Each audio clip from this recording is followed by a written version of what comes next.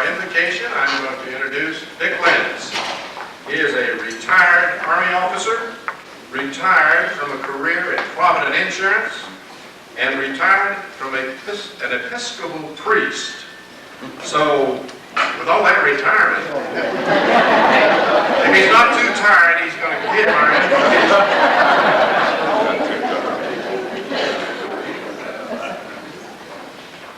Let us pray. Almighty God, our Father, we come before you with truly grateful hearts. We bless you for our creation, preservation, and all the blessings of this life. You have allowed us to live, Lord God, during a truly remarkable period of history. Some of us have memories of the Great Depression. Many of us served in a great world conflict. And we've almost daily witnessed miracles of technological development in medicine, manufacturing, and in a word we had scarcely heard of 50 years ago, cybernetics. You have preserved us in all the joys, trials, and dangers of our lives, and have brought us to this moment in our journey. You've showered us with blessings, and we thank you for our families and friends, for these halls of learning, and for the molding and guidance given us so many years ago by the teachers and staff of this fine school. We pray that this university will continue to be a beacon of enlightenment and learning in the next millennium. And Father, we thank you for the blessing of living and serving in this nation. We ask that you be with our President and Congress, giving them the necessary guidance for our position in world leadership. Finally, we ask that you be with us as we meet in celebration of the 50th anniversary of our graduation. Bless us through to our use and us to your service, making us ever mindful of the needs of others. Amen. Enjoy your luncheon.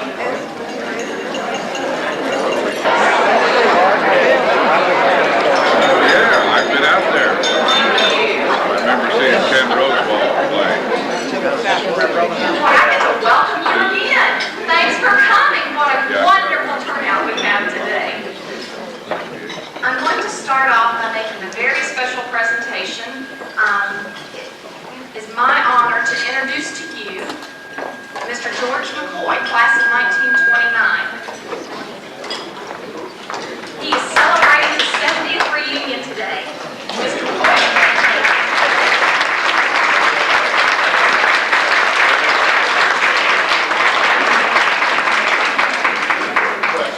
Mr. McCoy was very involved in UC, especially in athletics. 70 years later, not much has changed. If you've ever had a conversation with Mr. McCoy, you know that he remembers all the scores, plays, how they happened during every major game at UC. Mr. McCoy, more commonly known as Stocky Mac, was from Hammond, Indiana, and went to Whiting High School with Joe Kopsha. There must have been something good in the water up there. Mr. McCoy was guard for the football team and forward, not to mention captain of the basketball team his junior year. During his junior year, the yearbook said, Stocky Mac is one of those steady men who is always playing the game. The coaches know well that Mac can be depended upon in any kind of pinch. Well, Stocky Mac, thanks so much for coming back, and there's your 70th reunion certificate. Thank you.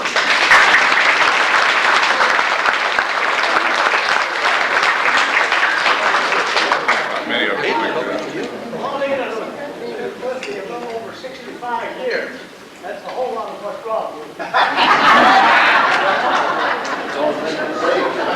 didn't hear that. He said Juanita, his lovely wife, has been with him for over 65 years, and that's what's wrong with him.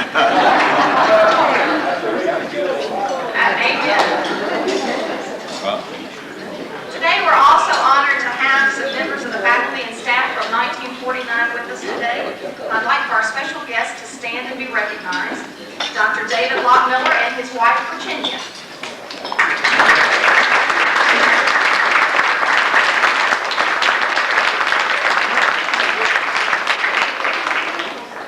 Dr. Jim Livinggood and his guest with the lovely Bridget.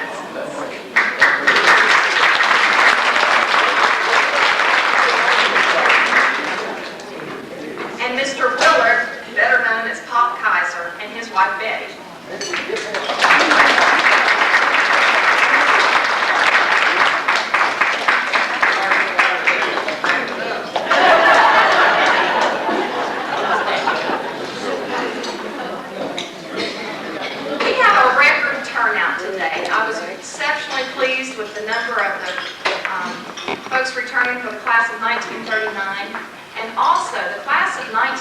1949. Would you please stand as a group? Congratulations on 50 years.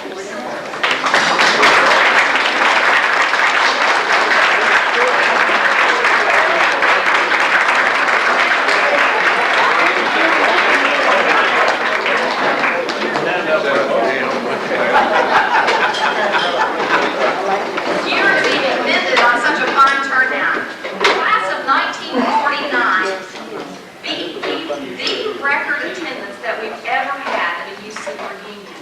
It was the class of 1938, and you beat them by 28 people, having six of your classmates here today. Over 25%. That is just incredible. Thank you.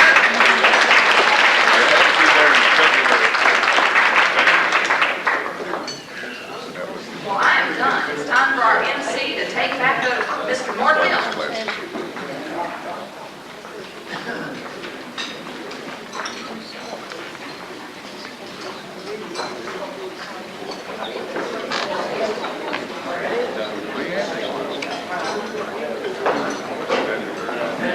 Thank you, Alicia. I hope you all enjoyed your dinner. No, it wasn't. Yeah, And now I'd like to introduce our Chancellor, Dr. Bill Stacy. Many of us had an opportunity to meet him last night, and we're fortunate again to have him with us today. Dr. Stacy came to UTC in August of 1997 from California State University at San Marcos, where he was named president in 1989.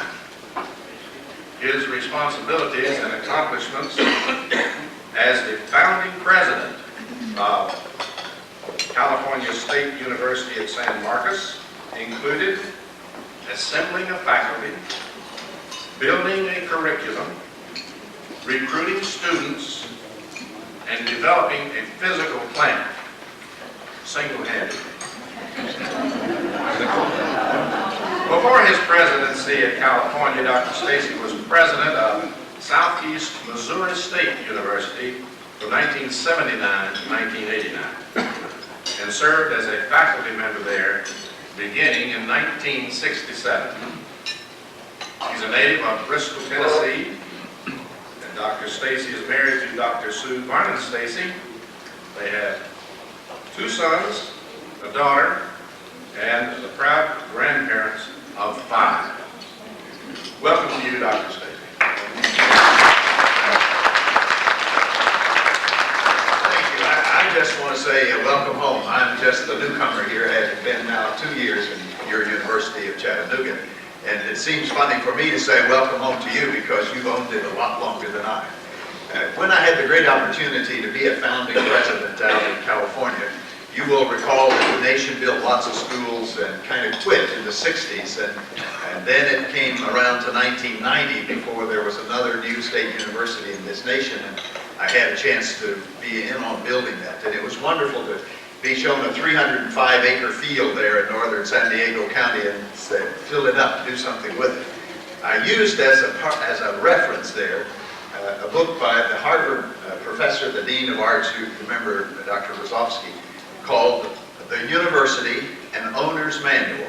And I had referred often to that book to look at the people who really own the university. I'm well aware it is not the chancellor, but it is folks like you who have been graduated from an institution. And we always say to our graduates as we move to a commencement time, we want you to behave in such a way that we can always be proud of you as alumni.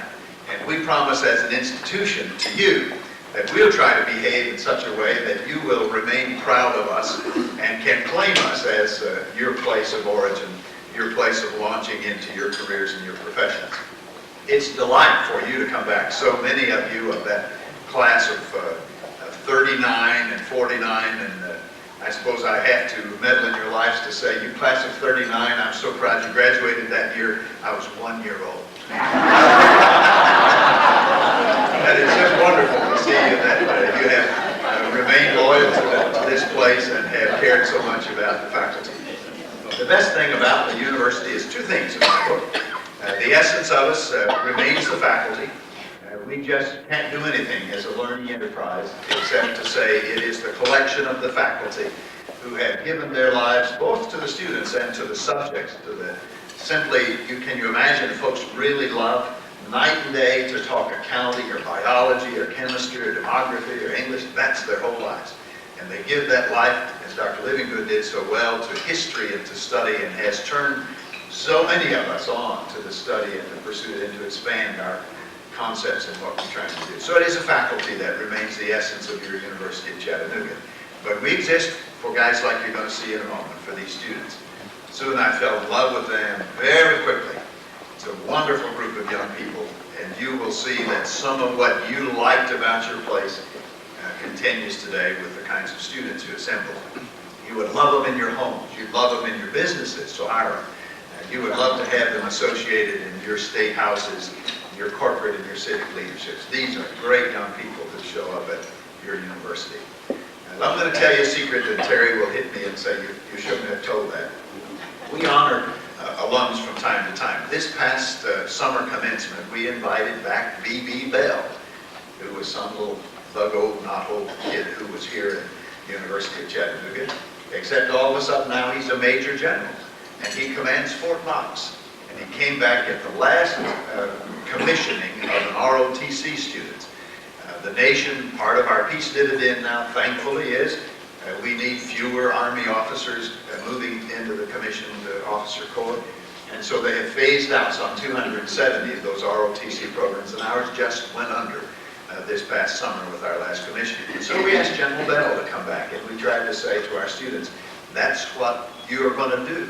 That's what you're going to look like.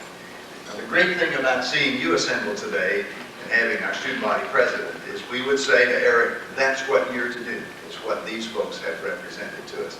It's fun to make the connection, it's to make the tie. We try to honor our alumni. We're very proud of you. There's something that Terry and Alicia and I are trying to do with Margaret Kelly's help, is to try to reclaim the University of Chattanooga. We have spent a lot of time putting together two great institutions, the University of Chattanooga, Zion City College, in with the University of Tennessee. And that merger happened, and we've said good things happened, and we had expanded access greatly, which was the promise that we were trying to accomplish back in 1969. But we've tried to say, these folks don't know that T word. When they were in school, that T word was the loyal opposition up the road somewhere. And it's all right for us to have the University of Chattanooga displayed. And so we're trying to say to you, let us reconnect and let us remind you that this is your place, and that those things, those essences of the University of Chattanooga that were part of what made you like being here, we're trying to continue. We will honor and recognize a distinguished alum coming up. You ought to come back, I think it's November 20th. You ought to come back because we're going to recognize Dr. Earl Lowry. You know him. He was the physician to President Eisenhower. You know that among the other things that he created as a legacy for this nation was Medicare. That's his invention, and that came from the University of Chattanooga.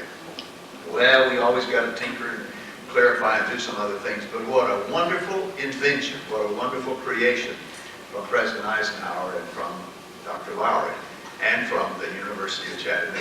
And so we will continue to recognize and try to say to our students from time to time, that's what one does when one has the preparation and the beginning in Chattanooga.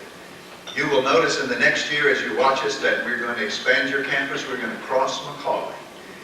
We're going to create a wonderful housing area.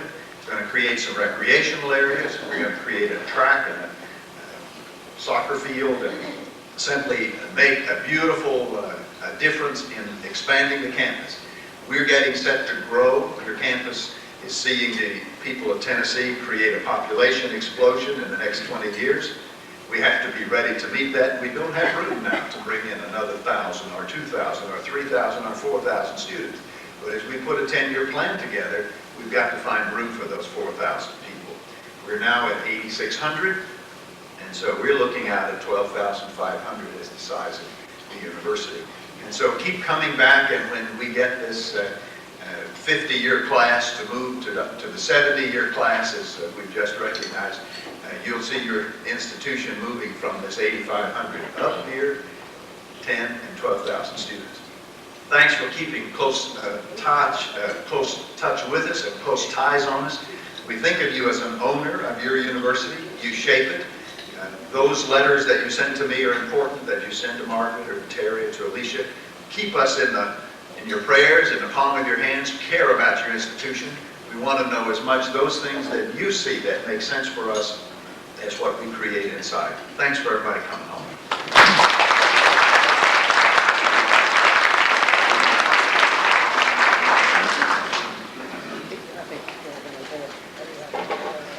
Thank you, Dr. Stacy. And with that kind of enthusiasm, you can see why the university is doing so well today and will do so well in the future. The members of the group that are participating in the style show to follow, will you please retire to the dressing rooms?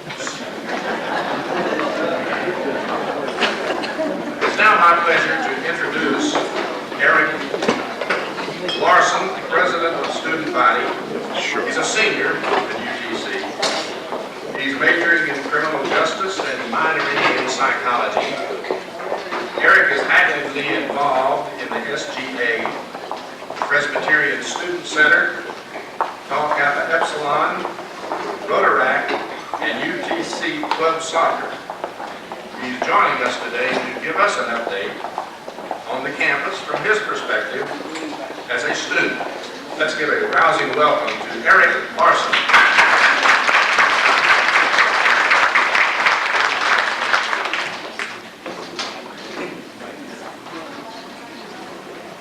I'd just like to welcome you all here on behalf of the student body of the University of Tennessee, Chattanooga. It's great to see everybody here from different classes. Hope you all had a chance to talk to different alumni council representatives as well as former students about the past history of Chattanooga, things like that. I guess I'd like to share some highlights with you about the past schools and tuition these days. In 1929, the student enrollment was 2,307 students.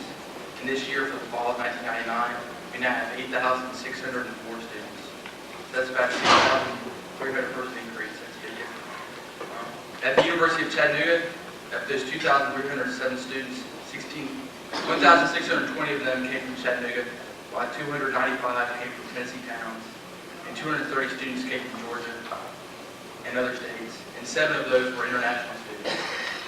Today, out of 4,708 students are from around the Hamilton County region around Chattanooga. And 395 students come from Georgia, around the state. And 330 students also come from around the surrounding states outside of Georgia and Tennessee. 125 students are from international areas around the world.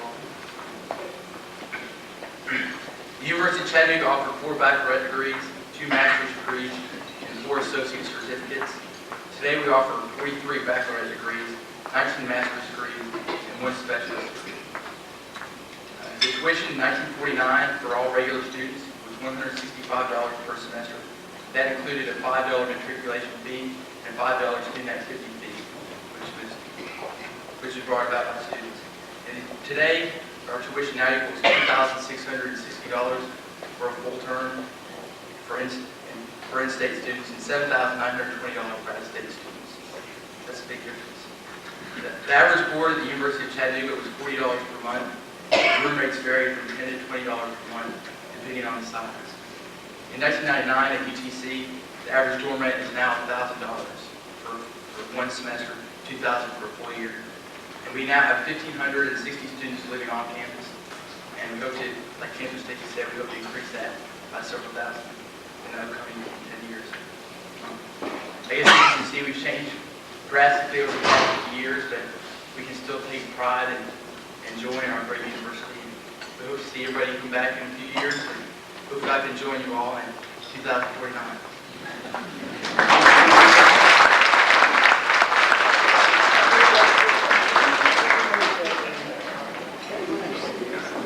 Thank you, Eric, for that voice from the present student body. Some of those numbers he was giving out, I'm glad we were there and not now. Also, haircuts for 25 cents then, Eric.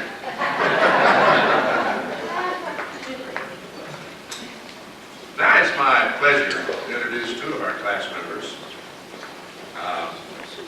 The this is an update.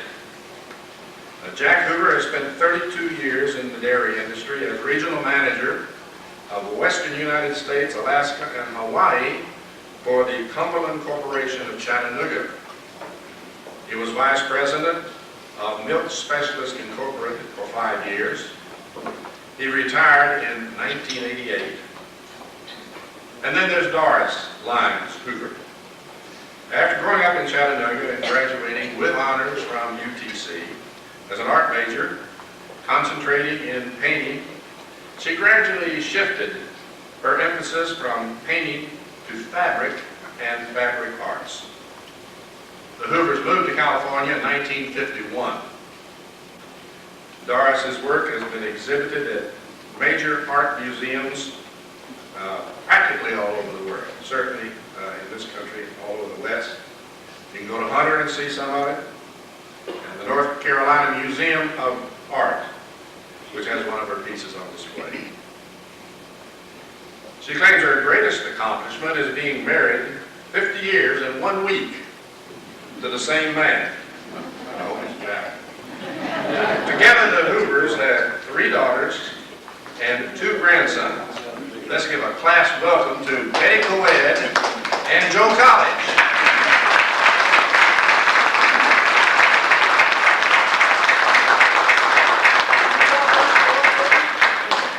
I think that Jack said Betty's going to speak first.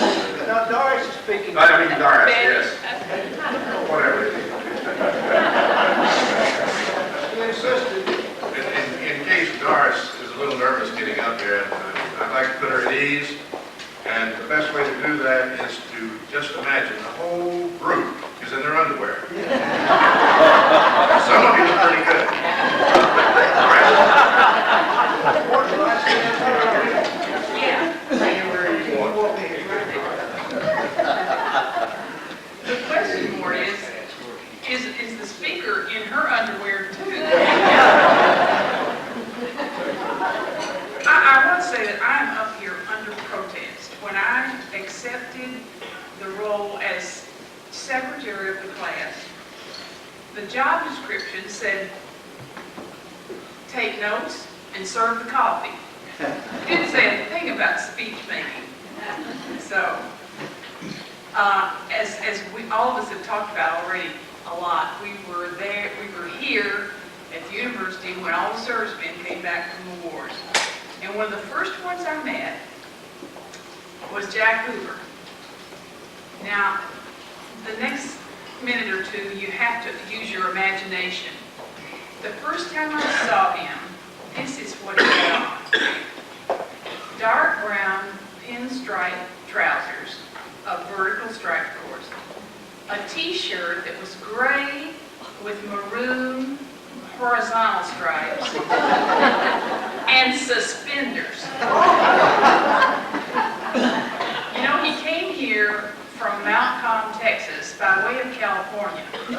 Did they dress like that out there? I don't know. But he charmed me anyway. I just got just a couple of memories that might provoke memories of yours. Many organizations on campus had initiations of one time or another, one kind or another. And one, which shall be nameless, was having their initiation, and with all the splendor and mythic proportions that initiations sometimes took. And all the members were gathered in their appropriate regalia and urging the young initiate to love, honor, obey, trust, cherish, and never to betray their holy vows and all this stuff. And this was all going on very seriously when somebody at the door. Well, everybody on campus knew they were having initiation, so there shouldn't be anybody there knocking, and they just ignored it. The knock came again, and the third time it came, they thought, you know, maybe there's really an emergency. Maybe one of our parents is sick. Maybe our car's brakes are broken and it's rolling down the hill. We'd better answer the door. So the grand poobah in all the finery that college initiations can put on one. Squeezed open the door just about that much and said, "Yes, what is it?" "Fuller Brush Man."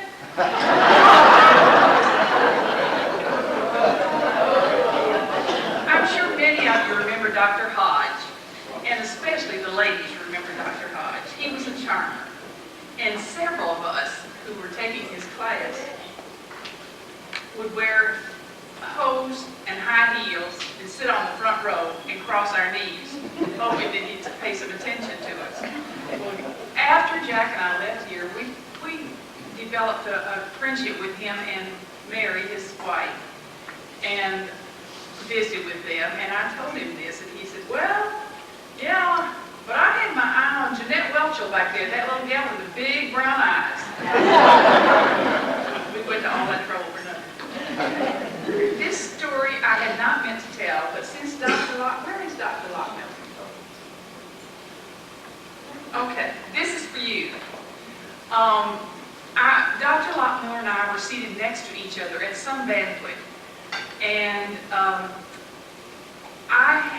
my picture had appeared in the paper or somewhere, and tied at my neck was a scarf, and the words that there were words printed on the scarf, and the words that showed were the name Oscar Wilde. And Dr. Lockmiller, as my dinner partner, considerately engaged me in conversation and said, "Miss Lyons, what do you know about Oscar Wilde?" Well, I wasn't an English major for sure. I didn't know Oscar Wilde from anybody. And so I said I didn't know a thing about Oscar Wilde. Well, years later, Dr. Lockmiller, I found out about Oscar Wilde, and I was embarrassed to tears. He was a character.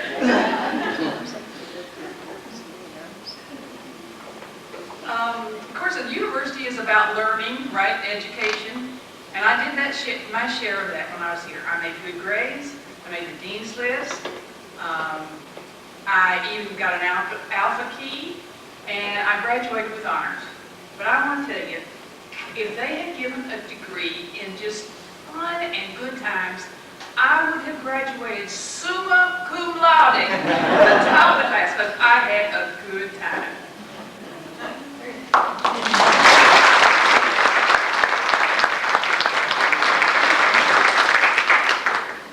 What Doris didn't tell you about that attire of mine is that all of my clothes in 3 years in the service were eaten up by moths. And I hadn't gotten my first GI Bill check, so I was broke. It's the only clothes I had in 1943. Poor baby. Thank you. In a moment of seriousness, would you join me in just 1 or 2 moments of silence for all of those who've gone on in all of our classes? I looked at that book they put together, they gave us last night, and I noticed that out of our total class, I believe, of 273, 122 had passed on. Actually, 123, I learned this morning, Ralph Hutchinson, whom I consider to have been one of the greatest tackles in the history of this university, has passed away in the last couple of years. So would you join me just a couple of minutes or moments of silence for those who've gone. Thank you.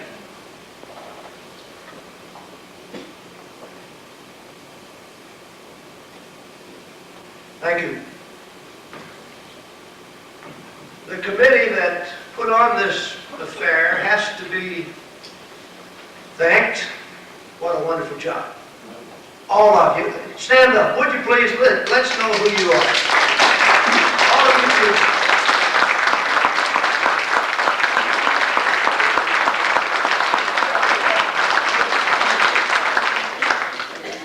Doris and I are particularly happy to be a part of this because we did nothing.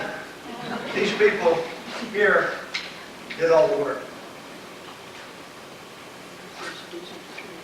The word unique has been bandied around in some of the articles we've read, some of the conversations we've been having about this class of 1949. I know this is not grammatically correct, but to me, unique isn't enough. This class was most unique. And it was unique for one primary reason.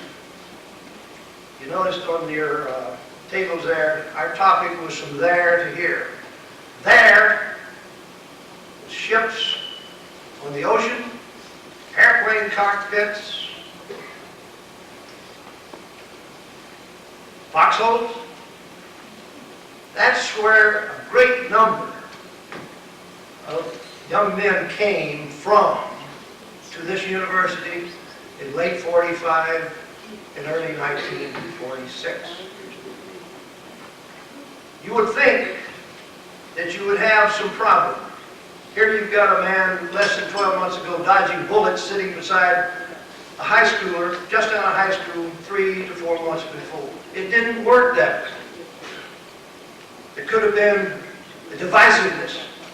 Instead, I think there was some of the greatest cohesion we've ever had in the history of this university. How many marriages, May to September marriages, came out of this class? Men that were 5 and 6 years older than their wives. Now, of course, the wives are older today than the men. But that's what made us unique. The combat soldier sat down next to a recent high schooler.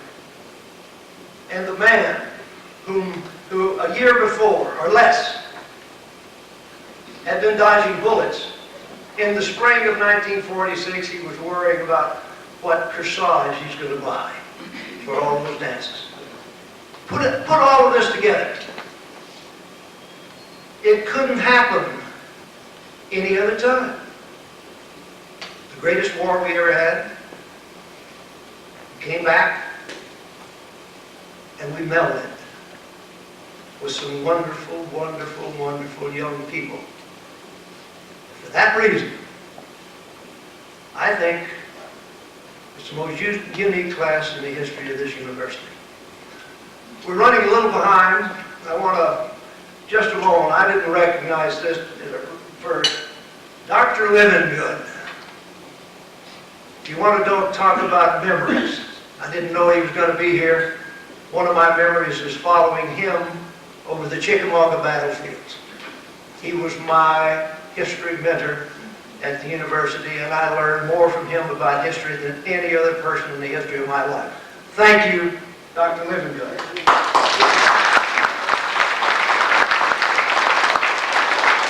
I've got a couple more. Dr. Prescott. Everybody knew Dr. Prescott. Dr. Prescott had a reputation of not really grading all the test papers. Many of the students thought that Dr. Prescott would read the first couple of pages and get an idea that this guy knew something about it, so he just gave them a grade. And this person who did this may be in the audience today, I don't know. But he took this test, the old blue book. Remember the blue book? We all did. Took the blue book test. Right at the end of the test, he wrote, Dr. Prescott, I don't think you'll ever read this for, and if you do, I owe you a Coke. He got his paper back, not a word, not a word. The next semester he takes a course from Dr. Prescott. At the end of the semester he takes the final exam. Down at the very bottom, the back of the blue book, Dr. Prescott said, you owe me a Coke.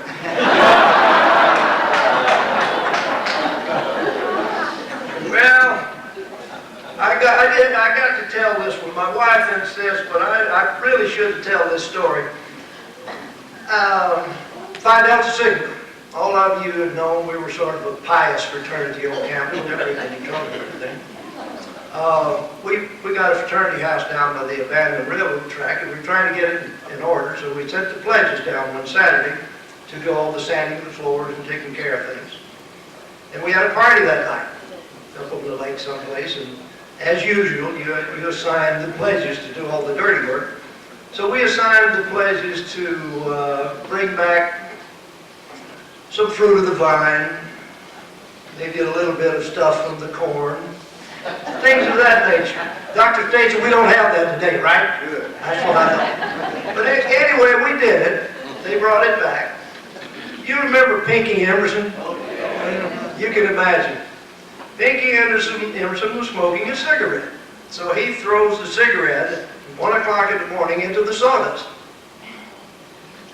About 6 o'clock in the morning, I get a call from Mr. Bretsky.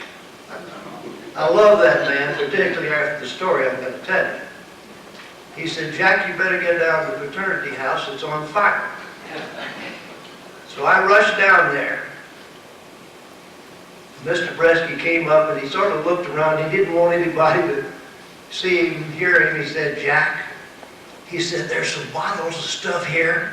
I think we ought to move it back in that shed out back because somebody might see it. Now that was the vice president of the university. I was scared to death. I knew we were going to get campus and run off and so forth, but he was such a wonderful man. And in later years, the last couple of years I was here at the university, we used to look at each other and do this. I've never told that story before. I can't leave without telling you a sort of a Scrappy Moore story. And a football story. We were playing Ole Miss down in Oxford. About 2 seconds to the half. We were behind 42 to nothing. And when you're behind 42 to nothing, you do a lot of punting. You might say punting, but we said punt. We punted a lot that day. Well, 2 seconds till the half was over, we punted. And I'm running down the field. You know, I'm supposed to be one of the guys that try to make a tackle. And all of a sudden, out of the blue, somebody hit me, and I remember going up and up and up, and finally I landed flat on my stomach, the breath knocked out of me. So a minute or so before I got up, I looked around. There wasn't a football player on the field. The team had gone into the locker room. Even Sandy Sandlin, our trainer, had left it. So I hobbled in to the dressing room. Just as I got in, Scrappy was just in front of me. He had a full bottle of Coke. You know, he's sort of mad at us, obviously. And he reached back like this and he threw it against the locker. Coke bottle broke, Coke spilled all over that place. I thought he was going to kill Gordon actually in our center because that glass, Gordon was sitting right underneath the, where the thing hit. I thought he was going to kill me. But that's my football story, and I would never ever forget the anger that Scrappy had against his football team that day. I might tell you that we came out in the second half and held Ole Miss to 12 points. But by that time, the coach had put in the drill squad.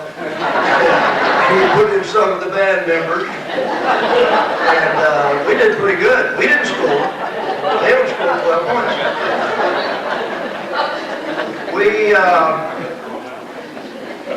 That particular day, incidentally, I just a little aside here, you people would remember Charlie Connolly, Barney Poole. Charlie Connolly and Barney Poole were trying to establish a consecutive passing record for collegiate football. And they did. No problem at all against us. That's the end of my story, but I'm going to ask a favor of some of you 1949 graduates. That time capsule was very important to us, I thought. Certainly was important to me, because I helped place a lot of the stuff in it. I'd like for you to make a pledge that your family, your children, and your grandchildren know about that time capsule. Put it in your memoir.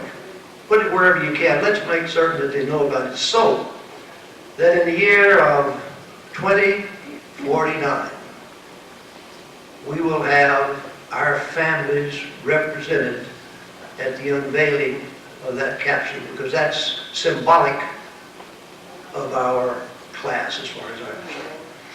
Thank you very much. Darcy and I love being back in Chattanooga. And where do we go from here, Mark? All the movies.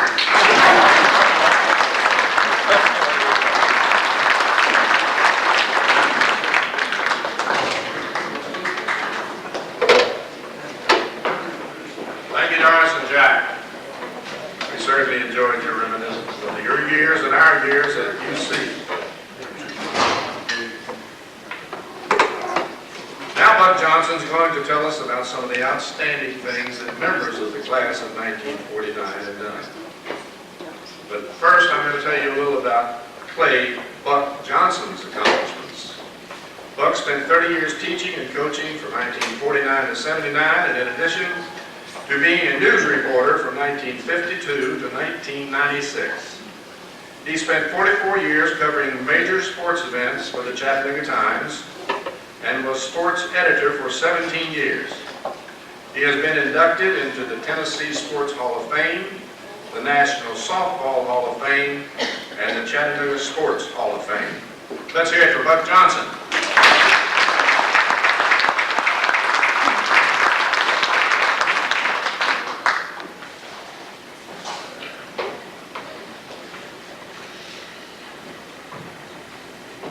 Thank you, Mark. I have no idea why I'm up here, don't ask. Luke was assigned this job because he knows every one of them. And the only ones I know are those I go see paid about the first of every month. Our committee, we looked this over, what we could do, where we've been, where we're going. We decided that we needed to see if we could find what the future holds that we helped with. In other words, 1929, if you'll forgive me, regardless of what you have done or did, you will be remembered as ushering us into the greatest depression in the history of this country. 1939, you will be remembered as the class just before the greatest war this country ever fought. Now what are we? The problem was we have reaped the good things from this last 50 years. A lot of discoveries, a lot of achievement has been made during the last 50 years. Dr. Lockmiller ought to be proud of you. I certainly am, because poring over all these questionnaires you returned, I'm amazed at the achievements. But nobody said, we'll be remembered our 50-year span for this or that. So we want to be fair about it. We have had a secret committee to decide, would it be the space race? Would it be the laser surgery, heart, whatever? I don't care what it is. So we passed the buck, so to speak. We had a select committee. Even other members, Alicia and I were the only ones to do this. It was that secret. But now it can be revealed. Their chore was to select the one thing that happened in our 50-year span that will brighten the faces and bring the smiles on faces, not only in the United States, maybe, but the world over. The four-man committee we picked, the chairman is Gene Shim. He picked three of his uncles. Fort Hill, Chuck Palmer, Bob Elmore. I don't know how many meetings they had. All I wanted was you take the blame if people don't like it. So what is, did they pick the space? Did they pick the heart? Did they pick all the discoveries? We're about to find out. The envelope, please.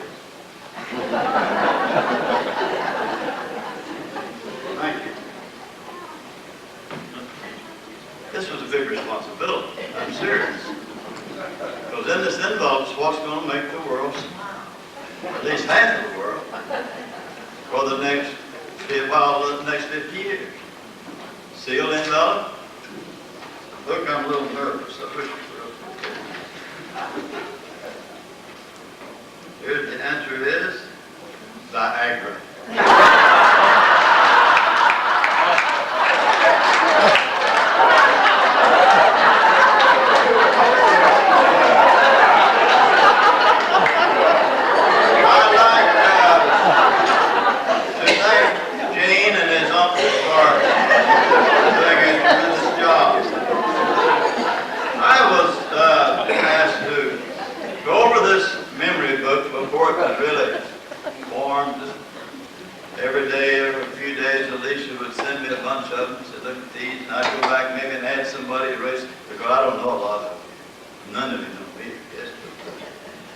And some were impressive.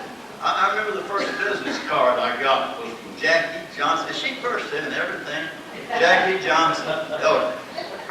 It said Jackie Johnson Eloquence, M.D., D.D., LLD.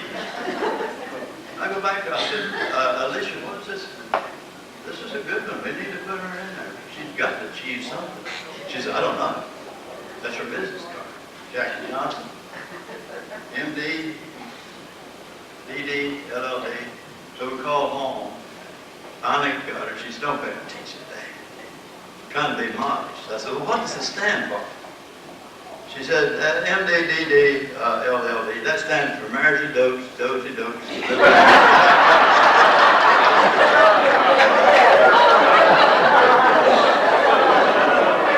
So we eliminated her.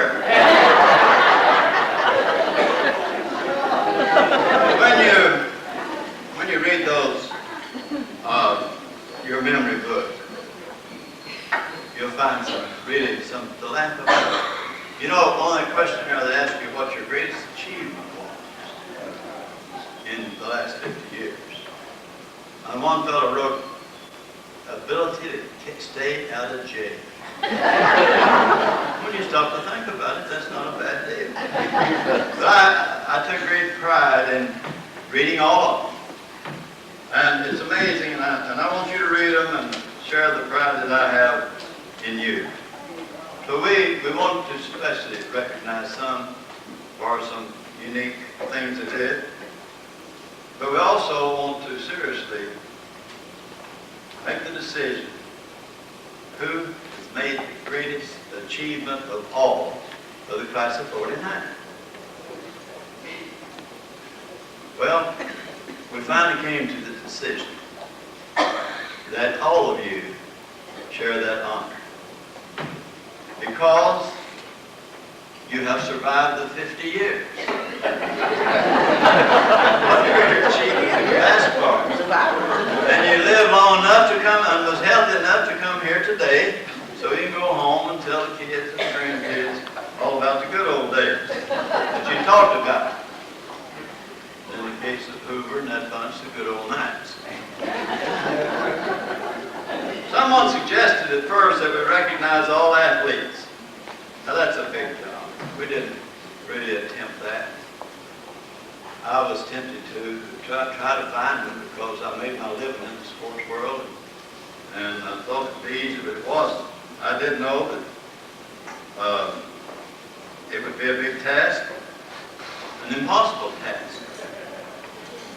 Just about as impossible as the task we were talking about, Luke and Coach Buddy Green and I were talking just for a few moments out in the hall. You realize in 1949, our football team played 9 games.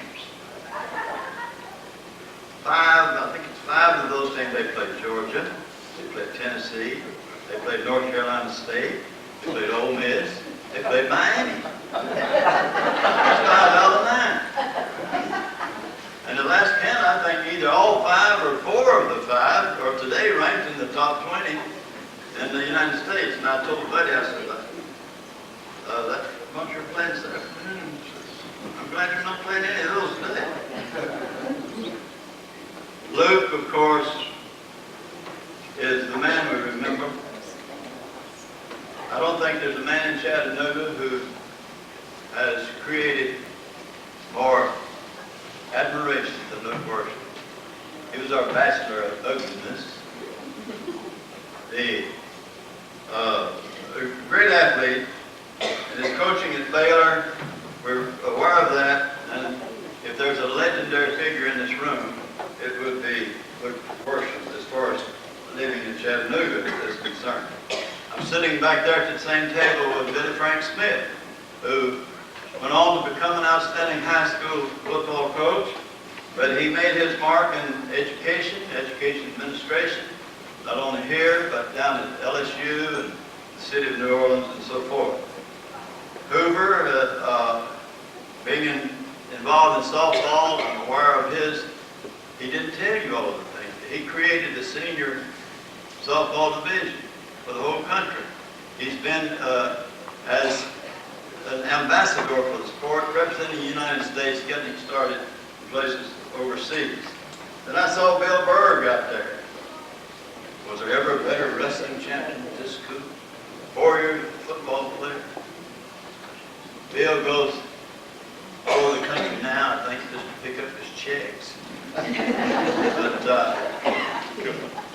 the thing was not the football that struck me, about the character of Bill Berg, the chief. After graduating, he went into the Korean War as a private. He came out as a major. Now, he must have known somebody. But anyway, rather than go down a list of athletes, would all athletes please stand, and we'd like to give you one more cheer.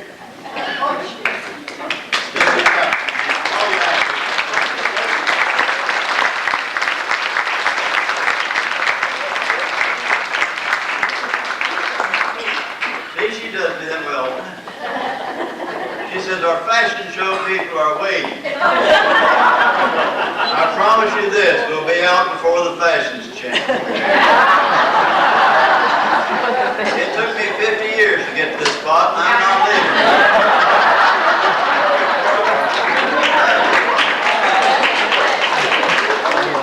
Members of this class went in a lot of directions, every conceivable direction that you can think of.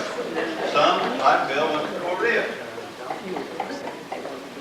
Many went on to college, of course. Some became involved in the arts and music. Some went straight into business. George Wamper didn't want a job, so he took up preaching. Some just got married and started having babies.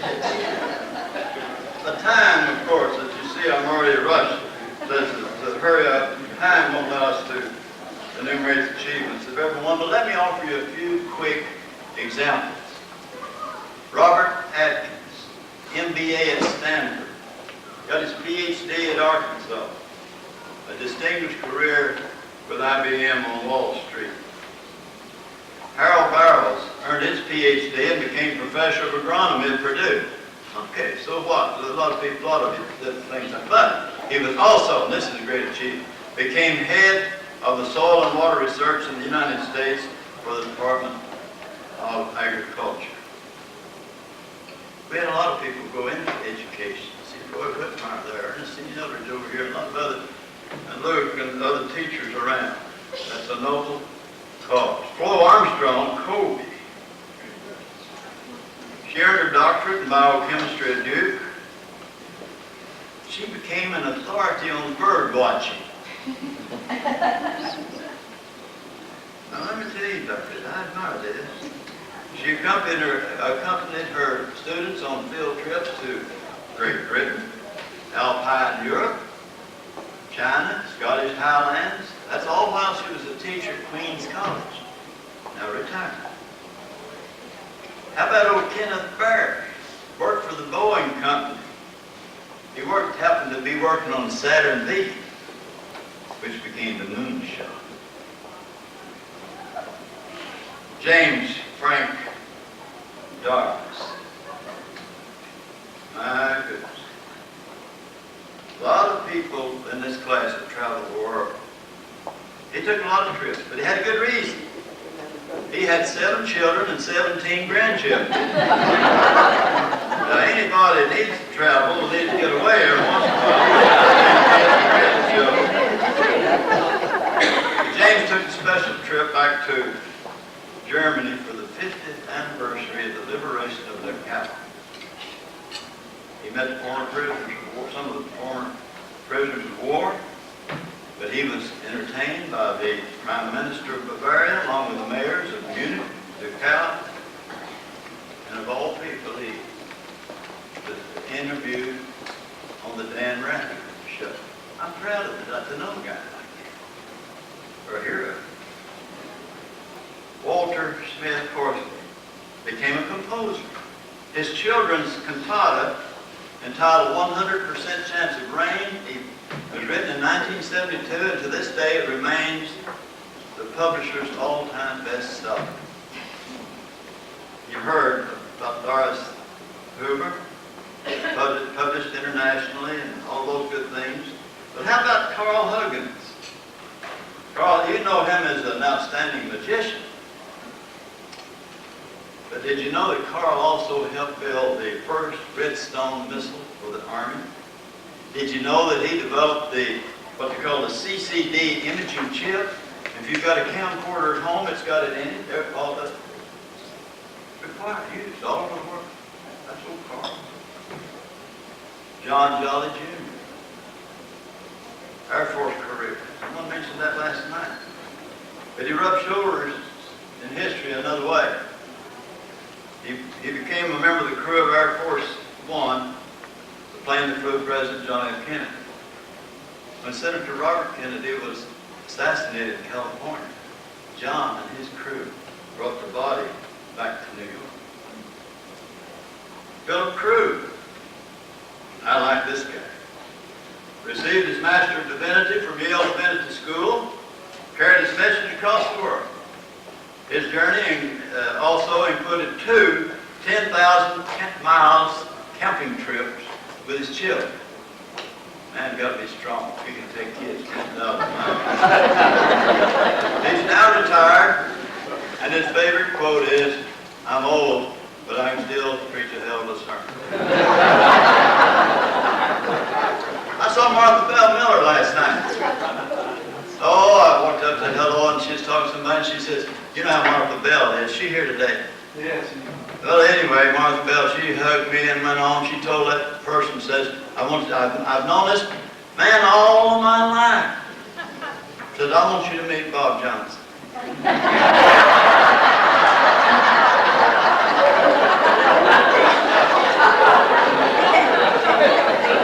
World traveler. Martha is nationally known as Rock City's Mother Goose. Her popular shows motivate children to become honest, responsible, and polite and all that stuff. She's been featured on the NBC Today show. She served as a parade marshal for the 85th anniversary of Girl Scouts. That's an achievement. Is Frank Moore here? Frank Moore put up to the government as Chattanooga's postmaster and sectional manager for 21 years. You know, he was responsible. If you mailed a letter anywhere or received one in one of the 113 post offices in southeast Tennessee and northwest Georgia, Frank was the boss. Sought to get seated got to you for 20-something years. James Wayman Rhodes. Now you talk about a busy fellow. He's here, isn't he? Yeah, Wayman Rhodes. He was a juror in the Jack Ruby trial. Yeah, I'm telling you, this class, it's amazing what people have done. But now let me tell you, Wayman Rhodes, well, I haven't even started. That's enough right there. We've got it. One of our buddies served on the Jack Ruby juror and all that stuff. He's founded a successful furniture company. 22-year career with the Navy. He was commander of a jet fighter squadron. He has piloted the Goodyear blimp. He cruised to the bottom of the sea in the USS Dallas. That's the submarine that was featured in the movie Search for Red October. But the one I like about it He crashed his jet fighter in the Atlantic Ocean, and he's here to tell you about it. Close Summit, with her little Oak Street Playhouse, creator of the puppet. Think of the thousands of children that have seen that. Marjorie Ann Parks Valentine received her doctorate in psychology from American University. She served as a psychologist in Virginia and taught at Northwestern University. Some people just can't keep a job. As you know, as it has been reminded this morning again by Mr. Jack a while ago, we buried that capsule back 50 years ago. It's not to be retrieved or opened for another 50 years. Now you have a choice. I'm giving you a choice. When you leave here, you can go out there and you can pull that capsule halfway up. You go home and say, well, we got to start halfway up. You can do that. Or you can join the rest of us when we retrieve it year 2049. We'll have our program here. So if you're interested in that, Jackie Johnson, Elkins, MD, DD, LLD. She has volunteered to be in charge of the program.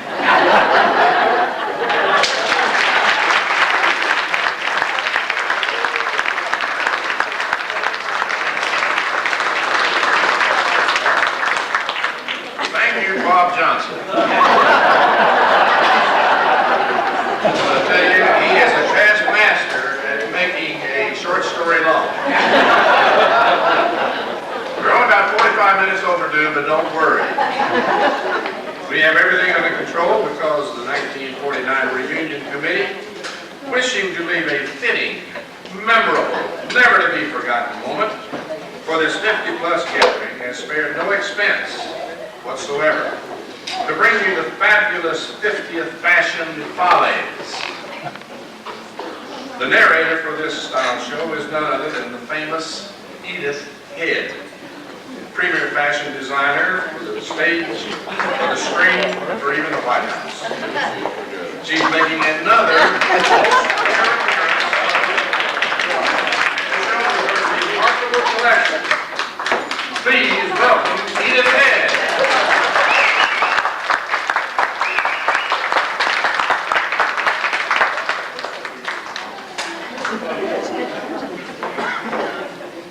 These glasses are exquisite, but I can't see a thing. So I have to put on my reading glasses. Excuse me. Oh, there you are. I'm Edith Head. Now, can everyone hear me? Because I have something very important to talk to you about. Fashion. Wonderful fashion. I am the fashion designer to the stars of Hollywood.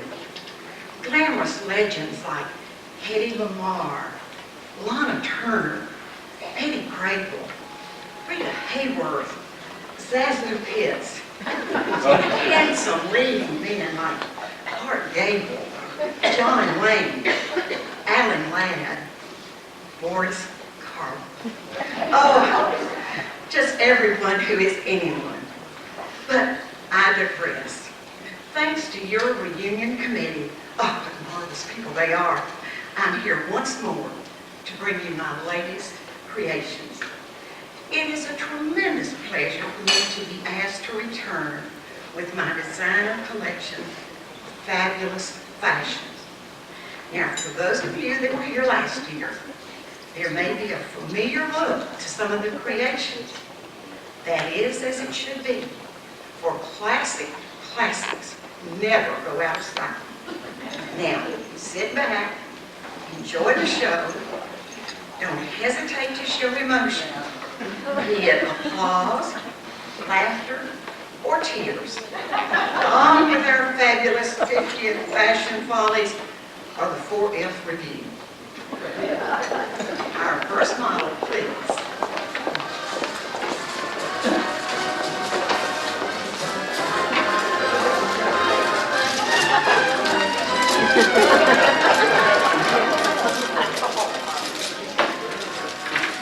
Our first creation is modeled by Betty Hudson Powell and is really a sharp little number. Her crepe blouse is appropriate for anyone wishing to dress in the height of fashion. It's available in a rainbow of colors. It requires no ironing. Oh, do hand wash it separately, for the colors tend to run. Now, notice the knife-pleated skirt. Knife pleats are always popular and considered on the cutting edge of fashion. Never a dull moment around Betty, no sirree. Do notice her green hose, a lovely accessory for this outfit. And topping off her outfit is the cool effect of a scoop neckline.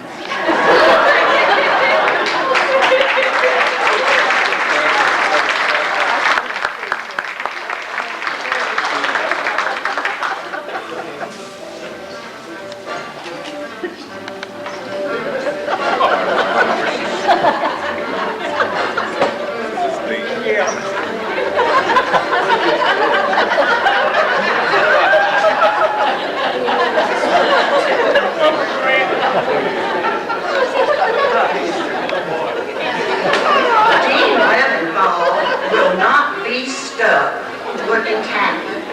Today, dress for a busy day in the city, at the office, or at his broker's. His pinstripe suit is the common look of safety and security in investments. Note Dean's briefcase, the different look, a touch of class. He certainly doesn't overdress for underwear. He's not loafing around in those shoes either. They come in two styles, wheat or sourdough. Tasty loafers, Dean. We certainly don't want to overlook Dean's super economy size bow tie. It makes a statement for a well-dressed professional. Thank you, Dean.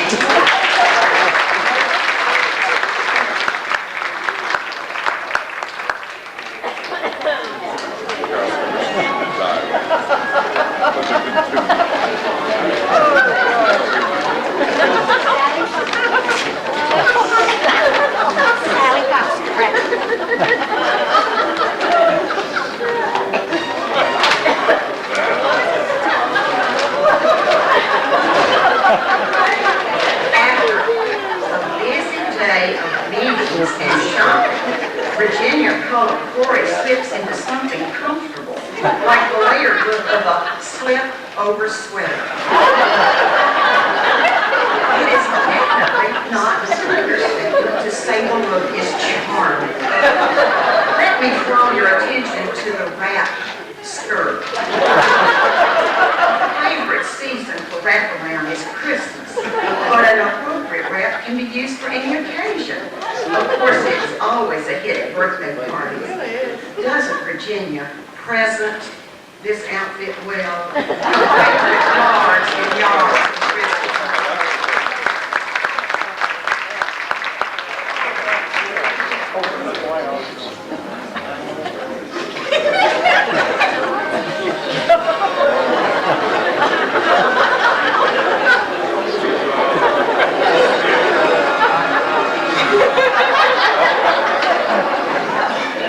We all know about the must-have outfit, the one garment which should be in every closet. Today, Frank Harris wears his, but it is a must outfit for that casual day in the yard, garden, or golf course.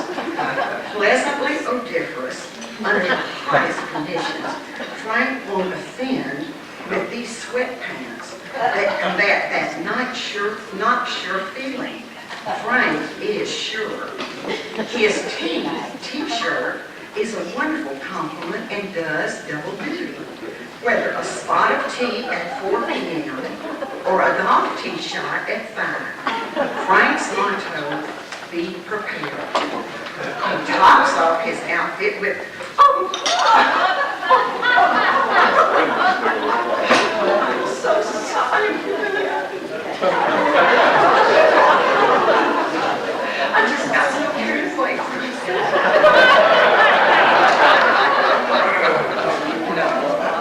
Frank's motto is be prepared. He tops off his outfit with a snappy cap that truly fills the bill. Looking for the bill to pay for all those tea bags, golf tees, and deodorant? He has it. Or even a dollar bill or two to pay for it. The man is ready. Thank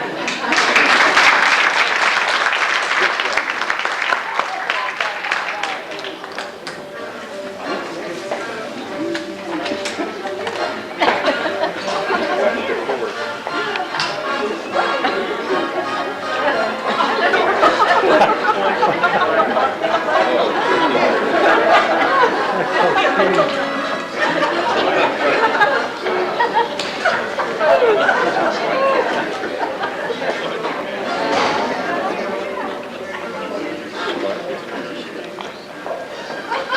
Our next creation is a true showstopper.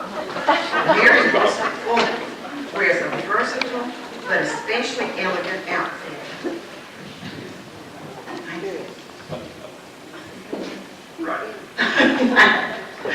An especially elegant outfit for an evening out on the town. Say dining and dancing to the music of Ed Shallot on the patio at the Lookout Mountain Hotel. Especially fetching is her daring, plunging neckline. A bit risque, but an eye catcher. It's guaranteed to unstop any clogged traffic. Do notice the ever-popular three-quarter sleeves. And a round of applause for the lovely handbag that coordinates so well. I understand it comes in several sizes. 6, 6.5, 7. What a high five. Mary is quite a catch. Observe her fishnet stockings. There's snapper, grouper, and a catfish. You will also note that she completes her outfit with fabulous 4-inch spike heels. Let's hope we don't have to call 911 before this is over. Well done, Mary.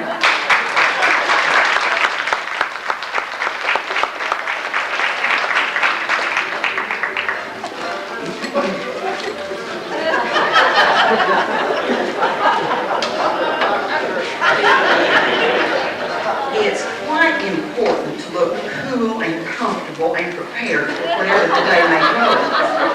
Kim Cochran has picked a shirt of the ever-popular cotton. What else? This is your soft, fluffy look from the Southern Design Company of Gone with the Wind. Notice it comes in basic white, goes with everything. Our model combined his cotton ball shirt with roomy, baggy pants. He's never at a loss for any item. Snacks, dried beans, golf tees, pencils. Why, Ken could even moonlight in the local grocery store. Plastic, paper, ma'am. Thank you, Ken.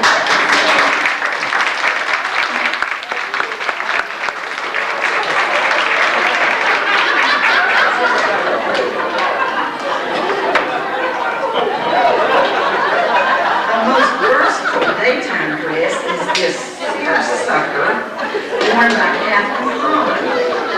Great for shopping, trips, and church. Wonderful any place the children might be fussing. This dress is guaranteed to stay fresh and tastefully sweet all day. A little sticky but sweet. It comes in the regular or the very popular low-calorie model. It's really a clever number with the cap sleeveless. Note the hat. Flower hats are always in fashion. And this one was designed by Betty Crocker for a collection of fabulous flower hats for gold medal house. An answer for those bad hair days. What a delicious outfit. even to her earrings. Thank you, Catherine.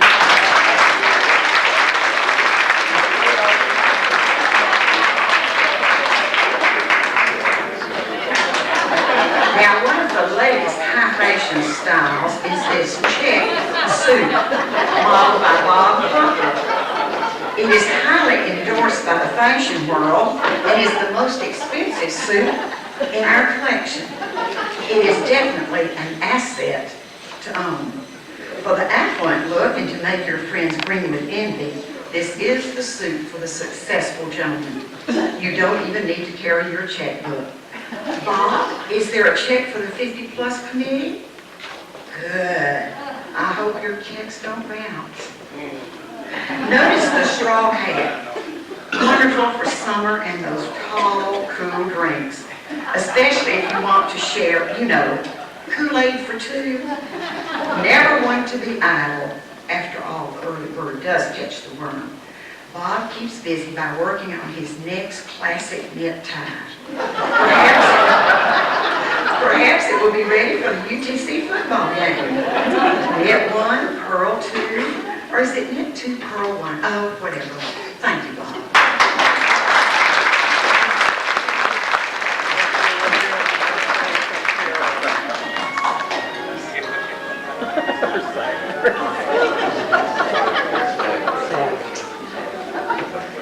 The next fashion is the newest in folkwear for those who love the country look. Any way you wear it, the result is stunning. Carolyn Hodge Rogers models our modern version of the sack dress, so popular a few years ago. This particular sack dress is marketed by Farmers Market. Now, I have to tell you that the price of the fabric fluctuates with the price of potatoes or feed. Please notice the slithery spaghetti straps. They make it a great after-5 dress to get soft skin. The exquisite 14-karat necklace is quite priceless, but well worth it. Rather cool is the mesh bag, don't you think? The bag offers lots of ventilation and comes in onion or potato styles. Carol.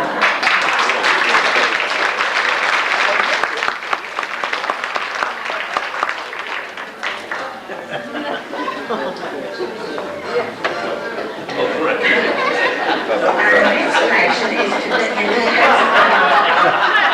the return of an old favorite, a dress quaid and a double-breasted suit. We can hardly believe our eyes. It's acting fashion.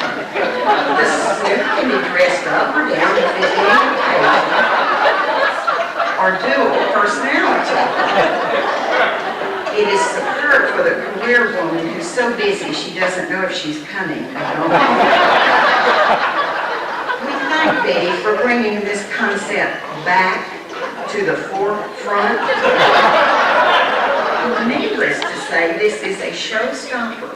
Everyone does a double take when this outfit comes into view. How about that nice pillbox hat? It's designed by I'm a Pain. Any emergency. Thank you, Betty.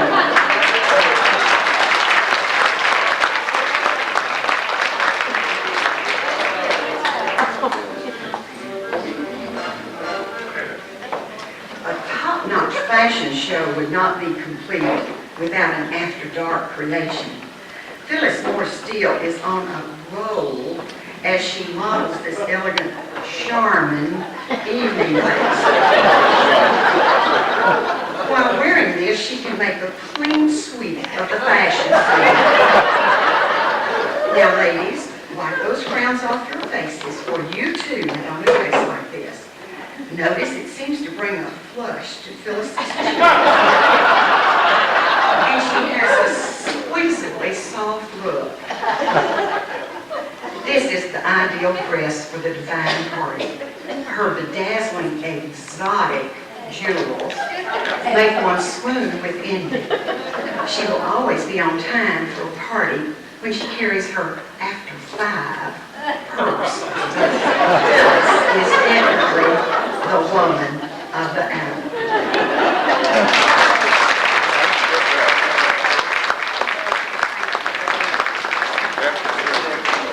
Now, ladies and gentlemen, there is a most exciting bonus for you. For years, I have been the exclusive designer for the true star among Hollywood starlets. A talent you've enjoyed in movies, a personality you've admired on TV, a divine creature with the perfect body.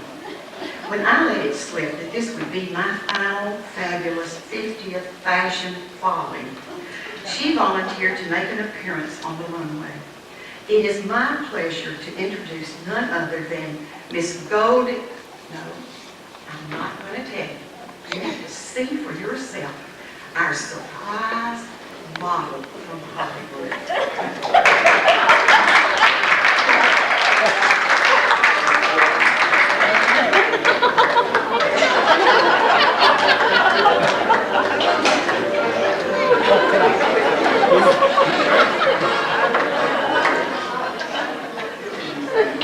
May I present Miss Goldie Hawn.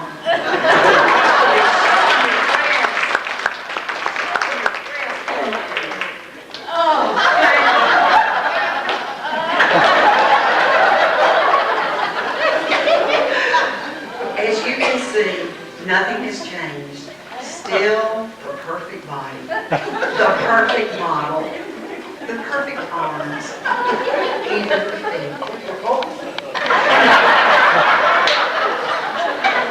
Thank you, Goldie. One more turn. One more turn.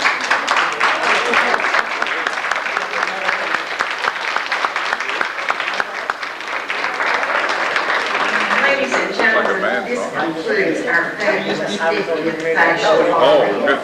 If you're interested in purchasing any of my creations, please see me or the model of your choice at the end of the program. And by the way, if you have to ask the price, you can't afford it. I'm Edith Head from Hollywood, who would be most remiss if I did not recognize Eileen Ford of the famous Ford Modeling Agency. Eileen personally selected and invited our outstanding models for today's show. With her modeling expertise, she knew exactly which model could show off his or her outfit to perfection. Eileen, will you please come forward to the runway so that we can show our appreciation? And models, will you join your mentor on the runway, please?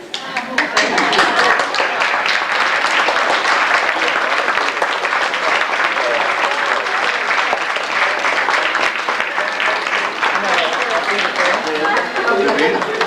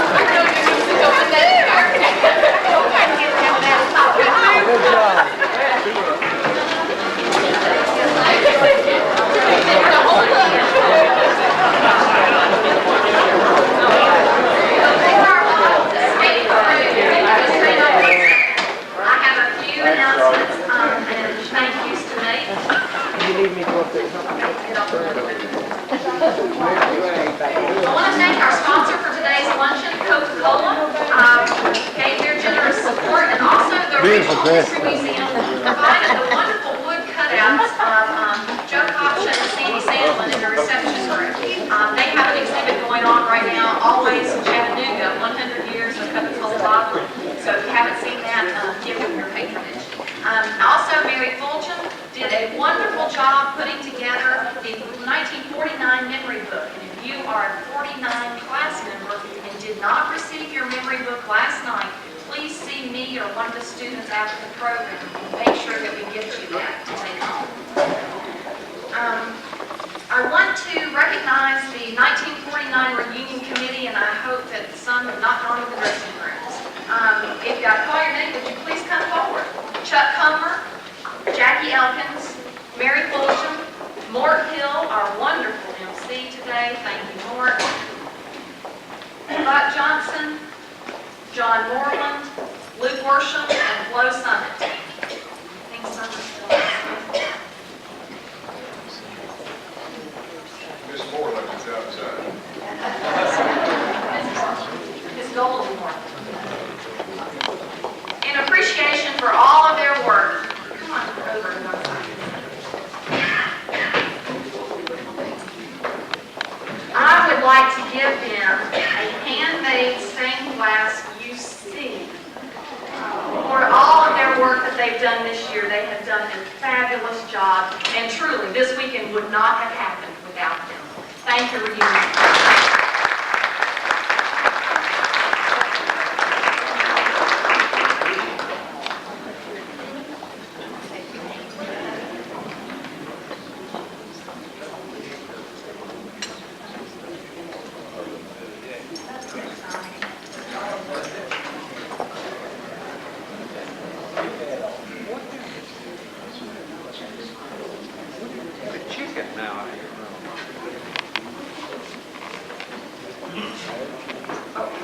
Sorry.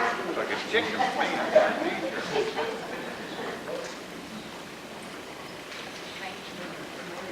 Thanks again.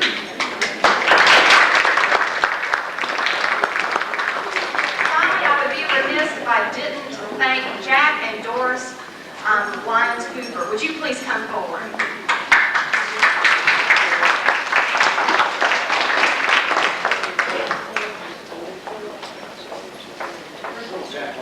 We appreciate them coming all the way out from California, and I also have a stained glass UC for them, and also a cutout of Pat Chapel where they were married 50 years ago. Last Saturday?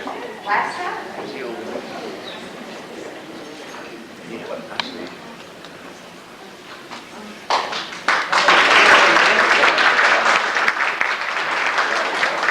Finally, Ann Shin. God bless her. I know she got died when this arrangement fell over. She did all of the floral arrangements today, and I think she deserves a big round of applause.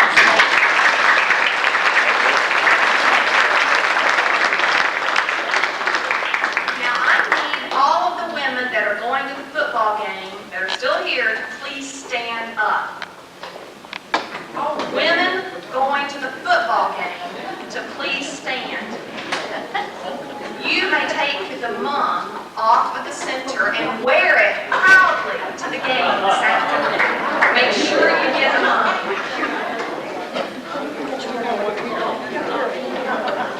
And for all of you going to the UC Then UTC Today seminar, it is down the hallway to the right. Students will be directing you down there.